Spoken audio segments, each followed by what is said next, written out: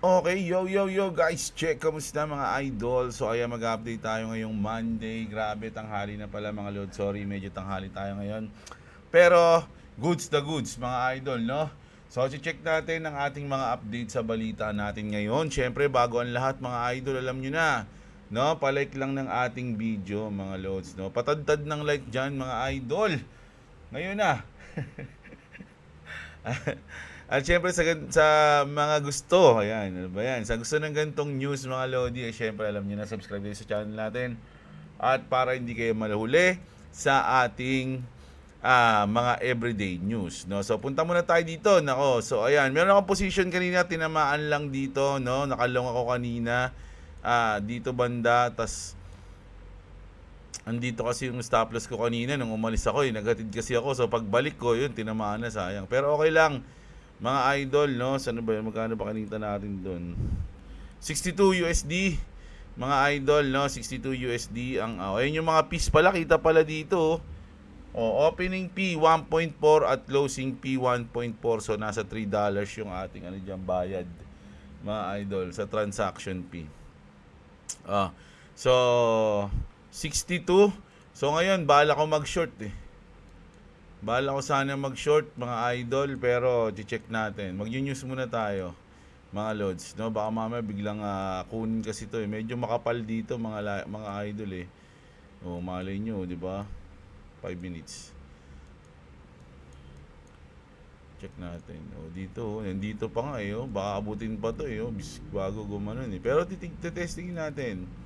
Maya, umangat lang ng konti to, baka mag-short ako eh. Mga lods, no? So ayan. Punta tayo dito. Sana. Ay nako, grabe, ito trending na trending to ngayon mga idol. Dito muna tayo sa global news. Grabe oh. A deadly virus outbreak has been reported in India with bats believed to be the carrier. Bats na naman. Ano bang meron sa mga bats, mga idol? Bakit laging nagkakaroon to ng mga virus? 5 cases of Nipah virus infection have been confirmed. It is a highly lethal pathogen for which no vaccine or effective treatment currently exists. So wala pang gamot mga idol, walang gamot dito. Among those infected are doctor, a nurse, and another healthcare worker. Nako. Doktor pa yung isang na-infection nahawaan, tapos nurse, tapos healthcare worker. The nurse is in a coma and is believed to have been infected while treating a patient with severe respiratory symptoms. Authorities have traced around 180 contacts with 20 people placed under quarantine. The virus can spread from animals to humans and between people. In India, bats are considered the primary source of infection. The disease may be asymptomatic or lead to severe respiratory complication and brain inflammation. Let's hope 2026 turn out to be another, nako, mga idol delicates to mga lodi, no? Pero tinanong ko siguro kasi kanina, sabi ko kung mangyayari, may chance ba o malaki ba yung chance na mangyari yung lockdown ulit tulad ng 2019. Malabo pa daw mga idol, no? Nasa 5% lang, baka raw 1% o 2% lang eh. Kasi kung magkakaroon man daw, ano ba yung reason pag nagkakaroon ng global, yung parang national lockdown, 'di ba? Yung talagang lahat na nagkaroon ng lockdown, 'di ba? Dapat marami nang naapektuhan, no?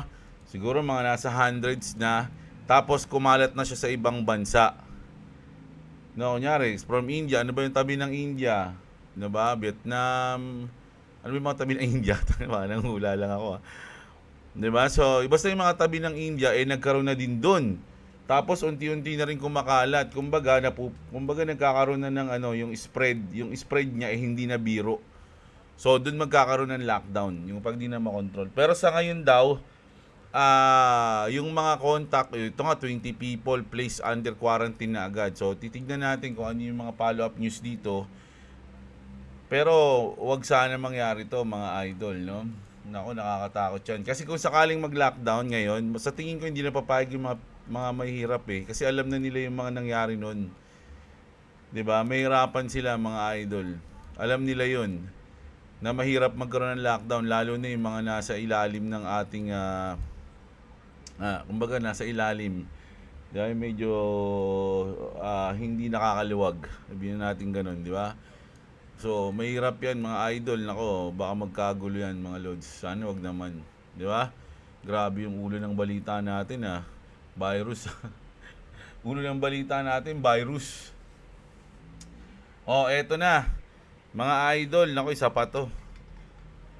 Iran threatens to sink USS Abraham Lincoln with hypersonic missiles. Binantaan pa nila yung di ba? Yung US, mga idol. Iran's IRGC media just warned the US over its aircraft carrier combat group approaching regional waters. We issue strong warnings confirming our ability to sink it using various advanced hypersonic missiles in the event of provocation. So, ganun nga mga idol, no? So, ako, baka may update dito. Sa akin, medyo, sa tingin nyo mga idol, kung sakaling magkabigayan yan, kanino kayo, mga lods, natin to. Iran just banned all general aviation flights for the next 3 months. That means no small planes, no BFR flights, nothing civilian in the skies unless it's pre-approved. Only stuff like military, hospital, oil company helicopter, or traffic zone flights gets a pass. Kumbaga pinagbabawal ngayon. Kumbaga nasa monitoring na sila kasi syempre once na may kumilos lang dyan mga idol ng konti, nako baka na yan, bigay na bigla yan, mababalitaan na lang natin, no? Di mo na makikita ng live yan Kumbaga, pag nagkaroon ng problema dyan, pag may nag-provoke dyan, nag-trigger ng something, ayun na yan, mga idol. Bakbakan na yan. Bakbakan na yan, mga lods. No? At syempre, ako sa tingin ko lang kunyari, napabagsak na lang, sabihin na natin, sige, sabihin na natin, napabagsak nila yung USS Abraham Lincoln with hypersonic missile. Ano sa tingin nyo susunod na mangyayari pagka ganun? Ano sa tingin nyo gagawin ng US? Okay, pag napabagsak ba, okay na? Ay, bumagsak na. Tayo, wala na, uwi na tayo. Uwi na tayo. Ganun, no? Tapos na. Siyempre, hindi. Mas lalong bubuhos yun, mga idol. Baka buong pwersa ng US ang bumaba dyan, mga lodi. So, sana, ako, syempre, alam naman natin na ang gera is bad sa lahat, no? Walang panalo dyan. At kung mag-uumpisa yung Iran tsaka US dyan, kung gusto nila sila na lang, no? Actually, si Ali Khamenei lang naman talaga yung dyan, gustong anuhin ng US. Pero yung mga Iranians, di ba nanghihingi nga sila ng tulong kay Trump 'Di ba?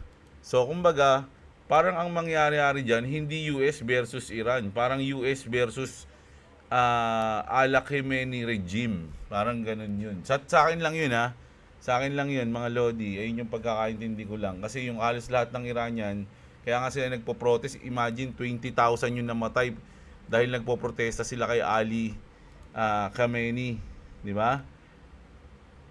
Di ba? Mas gusto siguro kung tatanungin mo yung mga yung kampi yung kay Trump, di ba? Para pabagsakin yung yung rehime niya ngayon ni Ali Khamenei, di ba? Parang Ali Khamenei versus US lang yan. Hindi yan Ali Khamenei versus Iran. Ganun yung sa tingin ko pwede mangyari dyan, mga idol, no? Nako, eto na. Isa pa. May naghudas. Mga idol, may naghudas sa sa mga tropa ni Xi Jinping, mga idol. China thwarts CIA plot involving its top military leader. The government has accused its top military leader si General Zhang Yuxia of leaking secrets related to nuclear weapons to the United States. So ito daw si General Zhang nagbigay ng impormasyon, secret information mga idol tungkol sa nuclear weapon ng China at binigay niya impormasyon na yon sa USA. Reports indicate that Zhang dissolved highly critical technical data regarding China nuclear arsenal to the United States. Nako, anong naging parusa nito?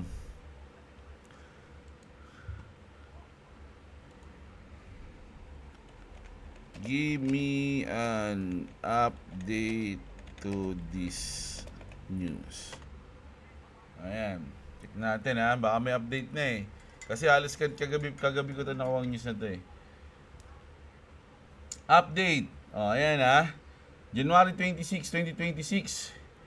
There has been no confirmation of a major development supporting the sensational espionage angle in the original claim. Ibig sabihin, dito totoo ba yun? News na to. Ang daming nag-post nito ah.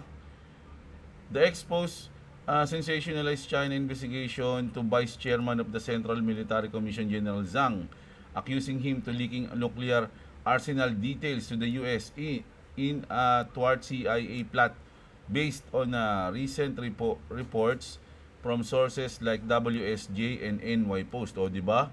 New York Post pa yan, oh.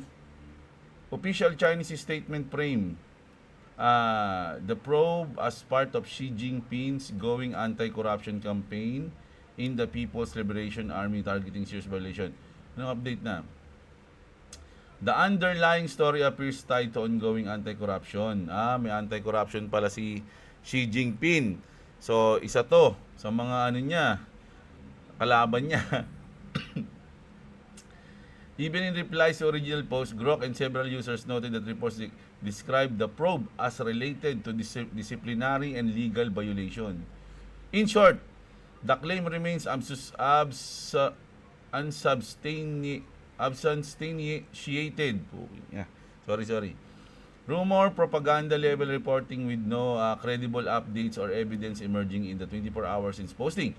If new officials details surface from Beijing, it would likely appear in state media first. Nothing like that has happened. So wala pang update mga idol, pero may naghuda sa kanya mga loads, no? At ano kaya yung secret na yun, no? Na sinabi niya sa US. Sinabi niya na wala. Gawa lang sa CDR. Gawa lang sa CDR King yung namin, yung nuclear weapon, sabi. Hindi, joke lang mga loads. Pero syempre hindi naman biro yung nuclear weapon, no? So, ayan. Nag-trend kasi ito, yung dami nag-post niyan eh. Ay, nako, nagalit si Daddy sa'yo. Oh, grabe oh. Ayan oh, F you Ted, sabi ni Trump mga idol, no? Sa Trump on leak private recordings mga idol. Nako, dami nagli-leak ngayon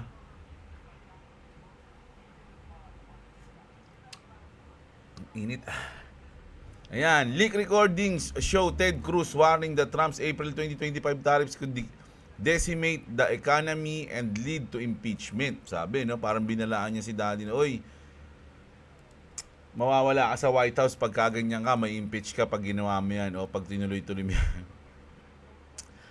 You're going to lose the House. You're going to lose the Senate.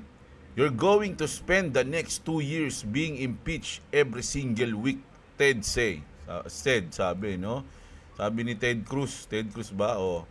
Sabi naman ni Trump, to Ted Cruz, F you, Ted. O, yun lang. F you, Ted. F you. Ganun siya. Na? Give me the leak video. Meron ba? Wala naman. Ito. The leak audio isn't publicly released, but Axios has excerpts. Cruz warned Trump tariffs could tank the economy and lead to impeachment, saying you're going to lose the House, you're going to lose the Senate, etc. F you. O yun lang sinabi niya mga idol eh. Di ba? Ayun, bahala sa buhay mo, sabi ni Trump. Grabe, mainit ngayon sa sa US Ito na. Alam nyo ba na nag-drop yung market dahil nag-post si Daddy ng ganito? Government shutdown in 6 days. Ayun yung sinabi niya, tas biglang na bumagsak yung market, mga idol. 'Di ba? Imagine, ganun lang mga Lodi, bumagsak na. Oh, ngayon medyo nakaka-recover lang to. Sabi ko na mag-short ako dun sa part na yun. Okay lang. Oh, dali. Malaki ba to? Malaki ba to? Baka mga nasa 10 USDT lang yung ano natin dito. Pwede na yan eh. 80 lang mga Lodi. Short. Okay, so ano lang tayo kahit mga 7 USD. Sana? Oh, yan. Ano dito? Ay, 20 na? Laki. Oh, yan. Tingnan natin.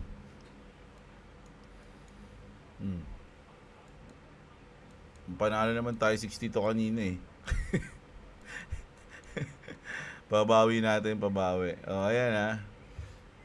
Mag-short lang muna tayo saglit, mga Lodi. Sabi dito the government will shut down in 6 days. The last time they shut down, gold and silver jumped to a new all-time high.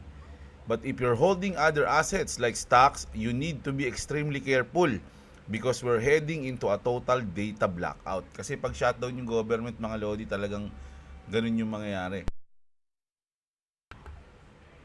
Here are 4 specific threats. Data. The data. No CPI. Kasi ano ba yung CPI natin? Bago naman magkatapusan, may CPI na eh. Tama ba? Check nga natin. Baka mali ako eh. Wait lang Ano ba yung CPI natin, FOMC? 30. Katapusan yung blackout eh. Hindi pala CPI to, PPI pala to. Mga idol.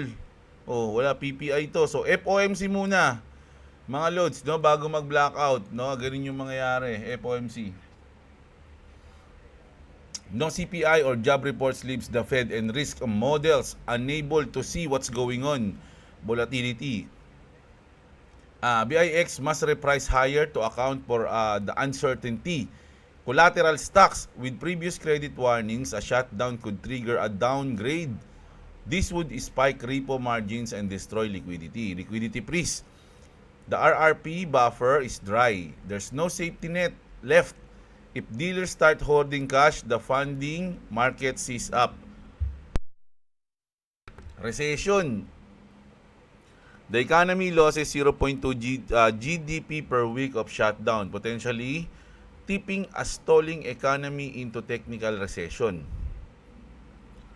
In the last major funding stress, March 2020, the spread between SOFR and IORB blew out. Watch the SOFR spread. If it starts gaffing, it means the private market is starving for cash, even while Fed sits on a mountain of it. We saw in 2020, so baka anong gagawin nun? Kasi pag may ganun, mga Lodi, talaga magpiprint na sila ng marami para makabawi. Kaya lang, ang kapalit nun, inflation. No? Bababa yung presyo ng dollars. This sounds scary, but don't worry, I'll keep you updated on everything. Yan. So, ito, sabi kasi nila halos ano na daw 'to eh. Halos confirm na magkakaroon talaga tayo ng shutdown sa katapusan ng January. Pag nagkaroon ng shutdown, mga idol, yung batas na Clarity Act, wala yun. Naka-shutdown yung government eh. Di ba? Hindi maipapasa yun pagka ganun. Baka ma-delay pa ng sobra. Imagine, yung last na shutdown natin, halos 45 days yun. O kung mag-uumpisa ka ng katapusan ng January, February mo, malamang shutdown yan isang buwan. Kung ganun ulit katagal, depende. Paano kung mga 15 days lang, pwede. 10 days, ganun. Pero kung yung sobrang tagal ulit, tulad nung last, baka abutin ng March yan, mga idol. Di ba? So, negative na negative yung epekto niyan, mga Lodi. Nako, bakit mas lalo pa tayong dumausdos, mga Lodi? Ano sa tingin nyo? No? Ano tayo?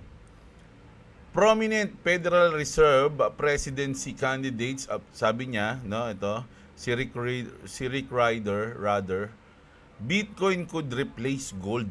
Ayun yung sinabi niya. Si Rick Ryder, one of the top candidates for Federal Reserve Chair. Kumbaga, pwede siyang pumalit kay Jerome Powell. Isa siya sa mga top candidates ni Trump para kay Jerome Powell.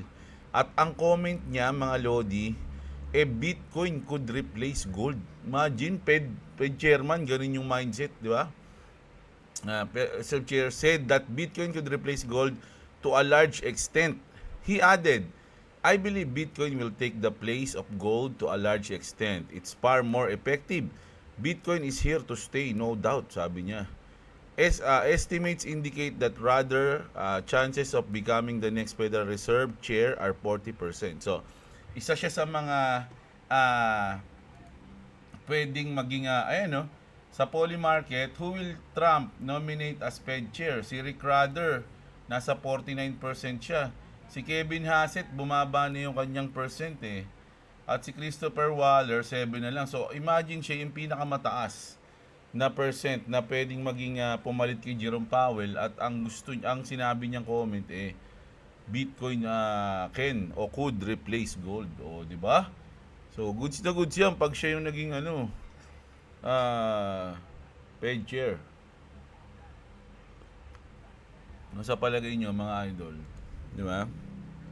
Ito na nga Sabi nga ni George. Ngayong week kasi Monday ngayon, di ba? Buckle up mga idol, huge week ahead.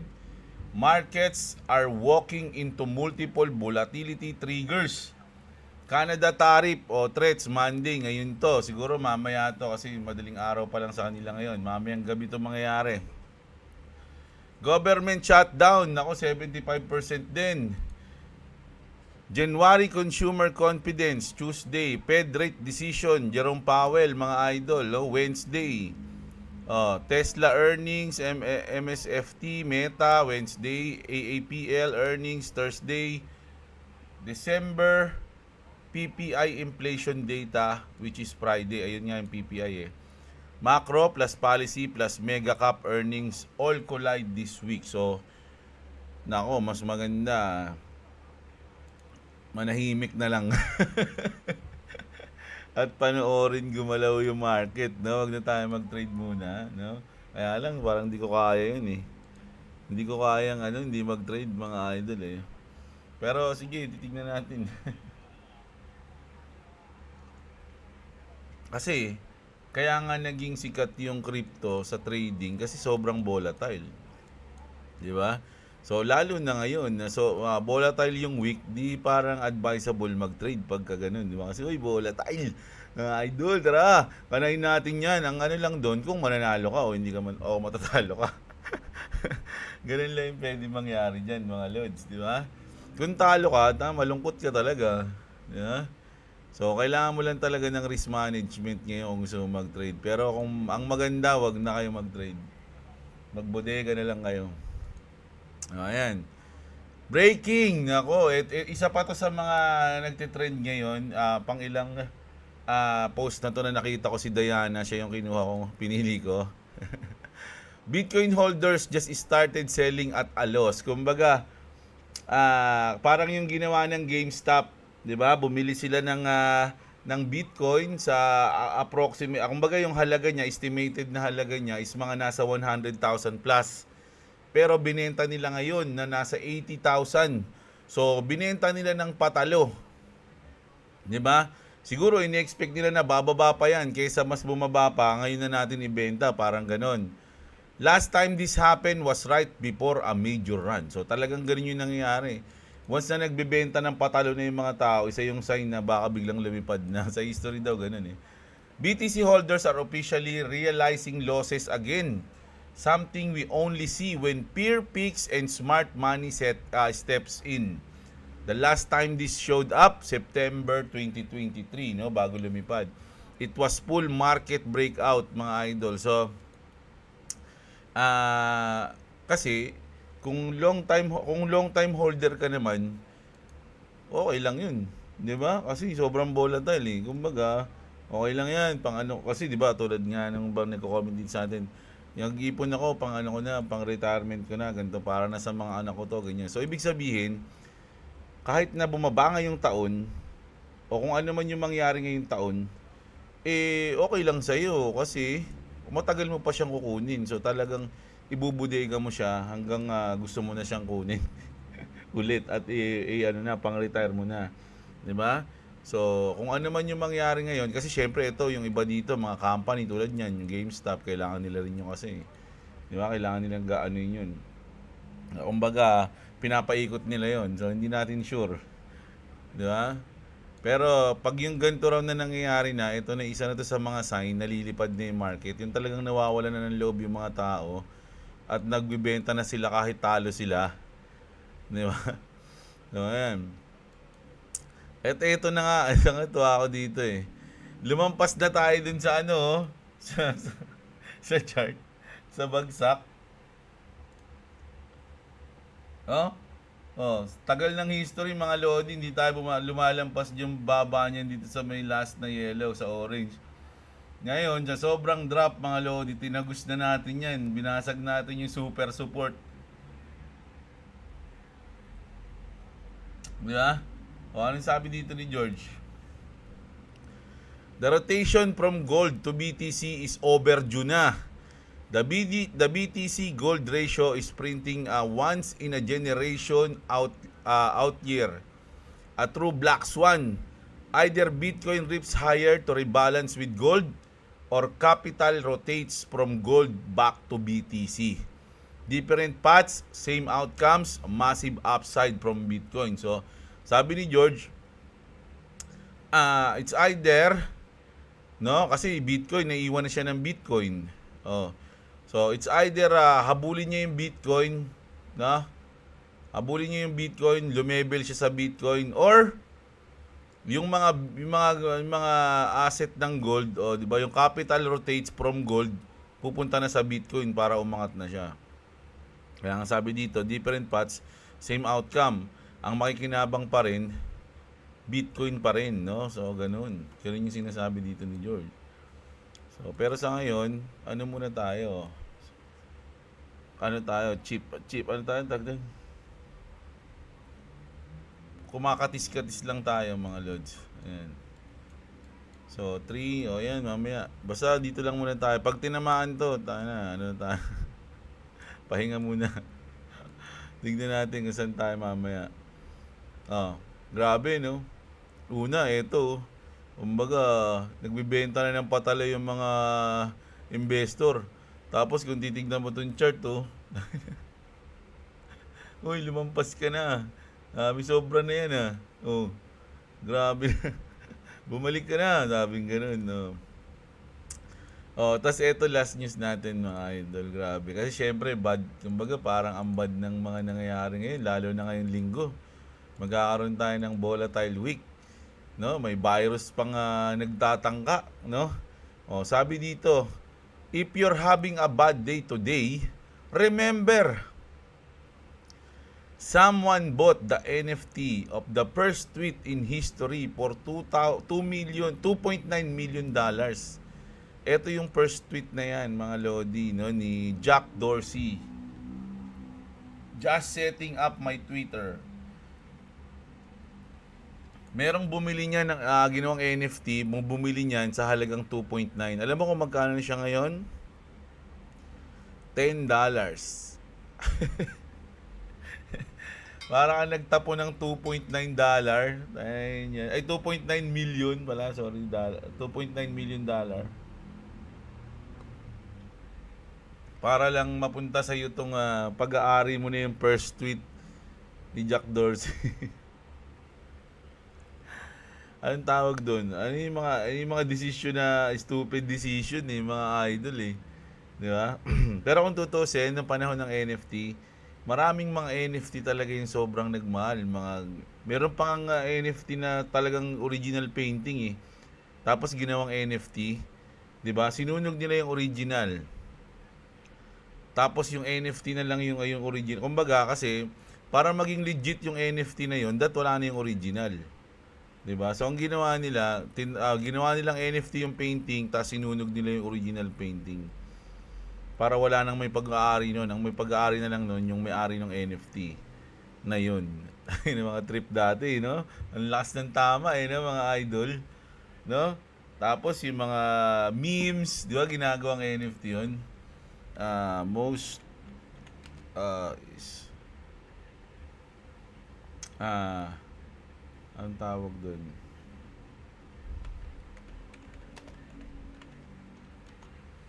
Ano ba yung mga most famous NFT?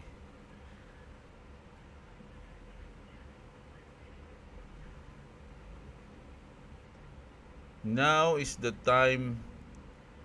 best time to pull the trigger and join the best NFT project build by grinders. So, ayun tayo, mga NFT na naman. Ang daming mga, di ba, may Bored Ape Yacht, yung CryptoPunk. Alam niyo yung mga CryptoPunk? Di ba? Meron pang isa yung monkey, nakalimutan. Hindi yung Bored Ape Yacht yun, meron pang isa na monkey, nakalimutan ko yung pangalan nun. Pati nga yung nakalimutan ko na rin yung pangalan.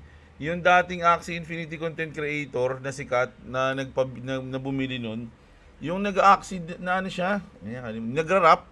Gumawa ng rap yun sa Axie. Nakalimutan ko na yung pangalan niya.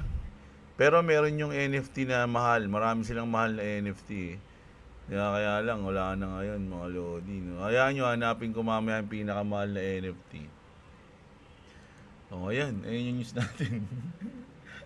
Grabe to. Sana hindi matuloy ito mga idol. Nakakatakot yan, no? Tapos yung paghandaan natin, yung mangyayari ngayong week, mga lodi. Ayan. Ayan yung balita natin ngayon. Mga lods, bawi tayo mamayang gabi, basta tayo comment, okay? So, yun lang yung update natin ngayong umaga, Lunes ng tanghali na pala. Kita-kits tayo mamaya mga idol, sobra. At thank you sa lahat ng mga nag-like ng video natin. Like nyo yung video natin. Subscribe sa mga hindi pa na-subscribe. Sa mga wala pang crypto exchange mga idol, check nyo yung link niya sa description sa baba. Okay? Kita-kits, magandang araw sa inyo. At What's up, what's up? okay. Ayun. Bye-bye. Wait lang. Asa na? Yun. Bye-bye.